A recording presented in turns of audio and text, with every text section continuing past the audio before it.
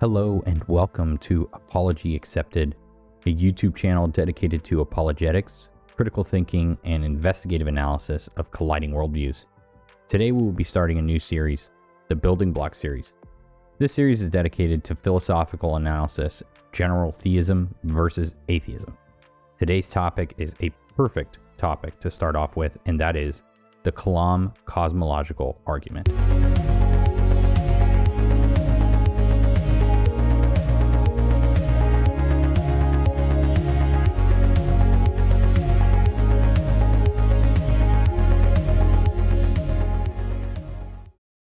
The Kalam Cosmological Argument is a philosophical argument that demonstrates the existence of God through the existence and nature of the universe, and establishes that the universe has a cause for its existence. The argument is presented in a logical syllogism. 1. Everything that begins to exist has a cause. 2. The universe began to exist. 3. Therefore, the universe has a cause. The Kalam argument operates on foundational principles of causality, which are essential in both philosophy and the natural sciences. Causality is a fundamental aspect of our understanding of the universe. Every effect has a cause, and nothing can begin without a cause. This principle is not just philosophical, it is a cornerstone of scientific inquiry. Laws of physics, such as Newton's laws of motion and the principle of conservation of energy, rely on causal relationships. For example, Newton's first law states that an object at rest will stay at rest, and an object in motion will stay in motion unless acted upon by a force. This implies that any change in motion, an effect, must have a cause, a force. Similarly, the principle of conservation of energy asserts that energy cannot be created or destroyed in an isolated system, but it can change forms. This principle supports the idea that the universe, as an enormous system, could not have come into existence without a cause. The scientific understanding that every effect has a cause underpins the first premise of the Kalam cosmological argument. By examining the nature of the universe's existence and integrating insights from modern cosmology, such as the Big Bang Theory and the second law of thermodynamics, the Kalam cosmological argument provides a robust framework for understanding why the universe must have a cause. This cause, as we will explore, points directly to God. Premise 1. Everything that begins to exist has a cause. The first premise of the Kalam cosmological argument is straightforward. Everything that begins to exist has a cause. This principle is deeply ingrained in our understanding of the world. For example, we do not see things popping into existence without a cause. A tree grows from a seed, a building is constructed by builders, and a new gadget is produced in a factory. This causality principle is not only intuitive, but is also a foundational aspect of both philosophical reasoning and scientific investigation. Philosophically, the idea that things cannot come into existence without a cause is supported by the principle of sufficient reason, which states that everything must have a reason or cause for its existence.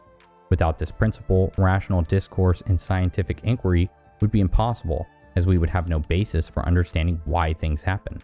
The principle of sufficient reason has been a cornerstone of Western philosophy since the time of the ancient Greeks.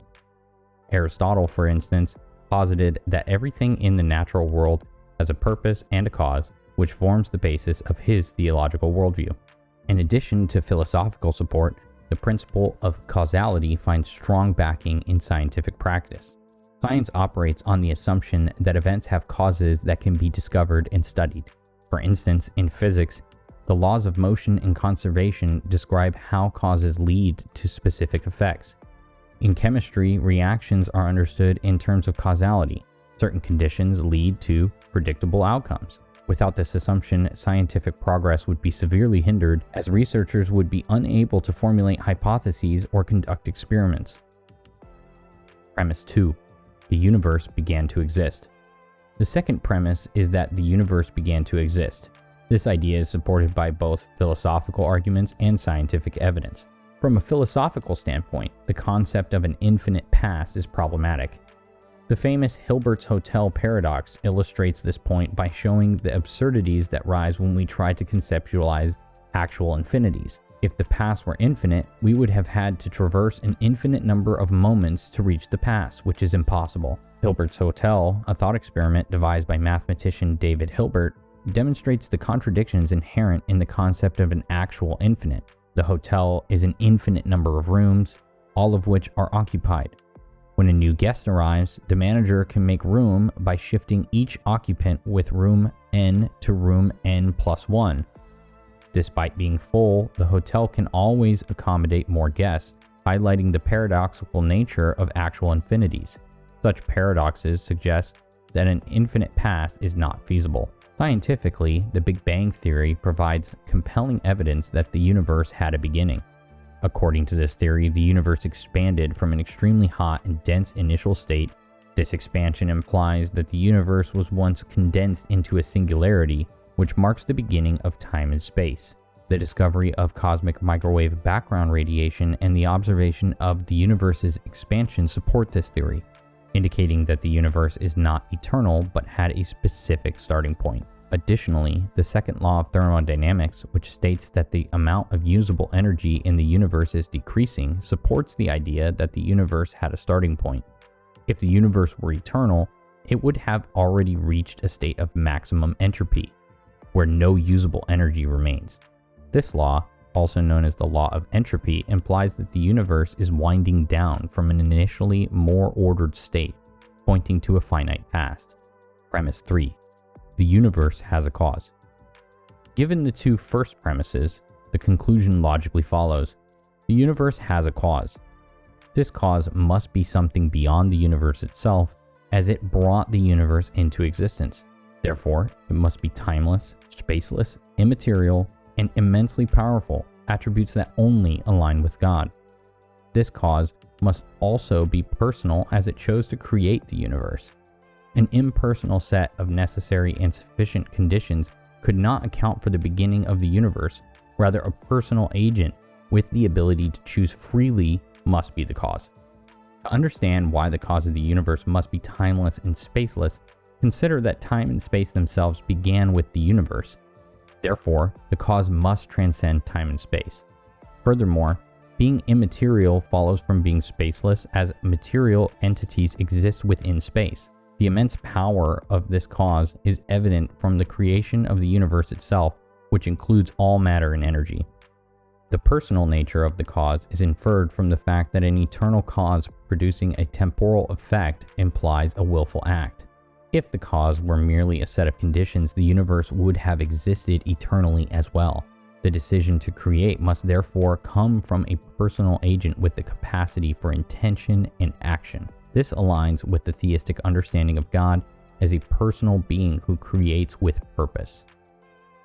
Addressing common objections. One common objection is that if everything needs a cause, then what caused God? This objection misunderstands the argument. The first premise states that everything that begins to exist has a cause. God, as an eternal being, did not begin to exist and therefore does not require a cause. This distinction is crucial for understanding the nature of necessary versus contingent beings. While contingent beings require an external cause, a necessary being, by definition, exists without a cause. Another objection involves quantum mechanics, where certain interpretations suggest that particles can come into existence without a cause. However, these interpretations are highly disputed and occur within a pre-existing quantum vacuum, which itself requires an explanation.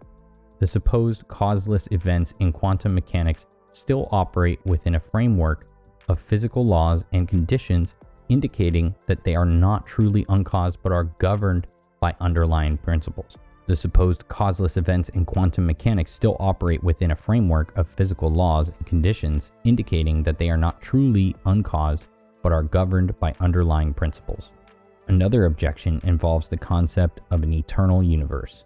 Some propose that the universe could be eternal in some form, such as through cyclic models or the multiverse theory. However, these models face significant scientific and philosophical challenges. For example, cyclic models struggle with issues related to entropy, as each cycle would increase disorder, eventually preventing further cycles. The multiverse theory, while intriguing, lacks empirical evidence and ultimately pushes the question of the universe's origin back a step without resolving it. Critics like David Hume and Bertrand Russell have also challenged the necessity of a cause for the universe. Hume questioned the principle of causality itself, suggesting that our belief in cause and effect is a habit of thought rather than a necessary truth. Russell argued that the universe is a brute fact that needs no explanation. However, dismissing causality undermines rational inquiry in science itself. Moreover, the idea that the universe is a brute fact is unsatisfactory, as it leaves one of the most profound questions of existence unanswered. Philosophical implications. The Kalam Cosmological Argument has profound philosophical implications. It necessitates the existence of a first cause, a necessary being that exists by the necessity of its own nature. This being is the foundation of all reality and is not contingent upon anything else. Such a necessary being aligns with the traditional attributes of God as described in classical theism: omnipotent, omniscient, and omnipresent. The argument also highlights the rationality of belief in God, showing that faith and reason are not opposed but complementary. The concept of a necessary being resolves many philosophical dilemmas regarding existence and causality. It provides a coherent explanation for why anything exists at all. Without a necessary being, we are left with an infinite regress of causes, which is philosophically untenable. A necessary being, by contrast, serves as the ultimate ground for all contingent reality. Furthermore, the argument underscores the intelligibility of the universe. If the universe is the product of a rational mind, it makes sense that we, as rational beings, can understand and explore it. This perspective aligns with the biblical view that humans are made in the image of God, endowed with the ability to reason and seek truth. The coherence and order of the universe point to a creator who is both intelligent and purposeful. Theological Reflections. From a theological perspective, the Kalam Cosmological Argument is in harmony with biblical teachings about creation. The Bible begins with the assertion that, in Genesis 1:1, in the beginning God created the heavens and the earth. This declaration aligns with the idea that the universe had a beginning and was caused by a transcendent creator. The concept of creation ex nihilo, or creation out of nothing, is a central tenet of Christian doctrine and is supported by the conclusion of the Kalam argument. Theologically, the argument reinforces the personal nature of God, a timeless, spaceless, and immaterial cause that chose to create the universe indicates a personal will and purpose behind creation. This aligns with the biblical portrayal of God as a personal being who interacts with his creation and has a purpose for humanity. The personal nature of God is further underscored by the doctrine of the Trinity, which depicts God as a relational being existing eternally in a communion of love. The Kalam argument also has implications for the doctrine of providence. If God is the cause of the universe, he is also the sustainer and governor. This means that the world is not a random, purposeless place, but a creation with meaning and direction. The belief in a providential God provides comfort and hope, especially in times of uncertainty and suffering, knowing that there is a divine purpose behind all events. Comparison with other cosmological arguments. While the Kalam cosmological argument is compelling, it is not the only cosmological argument for the existence of God. The Thomistic cosmological argument, rooted in the philosophy of St. Thomas Aquinas, argues from the existence of contingent beings to a necessary being. Aquinas' argument is based on the observation that everything in the world is contingent, meaning that it depends on something else for its existence. Therefore, there must be a necessary being that is the source of all contingent beings. The Leibnizian cosmological argument, named after philosopher Gottfried Wilhelm Leibniz, focuses on why there is something rather than nothing, pointing to a necessary being as the ultimate explanation. Leibniz argued that everything that exists has an explanation, either in the necessity of its own nature or in an external cause. Since the universe exists and is not necessary, it must have an external cause, which is God. The Kalam argument is unique in its emphasis on the beginning of the universe, making it particularly relevant in light of contemporary cosmology. Its strengths lie in its simplicity and its alignment with scientific evidence for the universe's beginning. By focusing on the temporal aspect of the universe's existence, the Kalam argument provides a clear and direct path to the conclusion that the universe has a cause. This temporal focus distinguishes it from other cosmological arguments, which do not necessarily require a beginning to the universe. Critics and counterarguments. Despite its strengths, the Kalam cosmological argument has faced criticism from various quarters. Philosophers like David Hume and Bertrand Russell have challenged the necessity of a cause for the universe. Hume questioned the principle of causality itself, suggesting that our belief in a cause and effect is a habit of thought rather than a necessary truth. He argued that we cannot directly observe causality, but only the succession of events, and thus causality might not be a fundamental feature of reality. Russell, on the other hand, famously claimed that the universe is just there, and that's all. He rejected the need for an explanation for the universe's existence, viewing it as a brute fact. This perspective, however, fails to address the profound question of why there is something rather than nothing.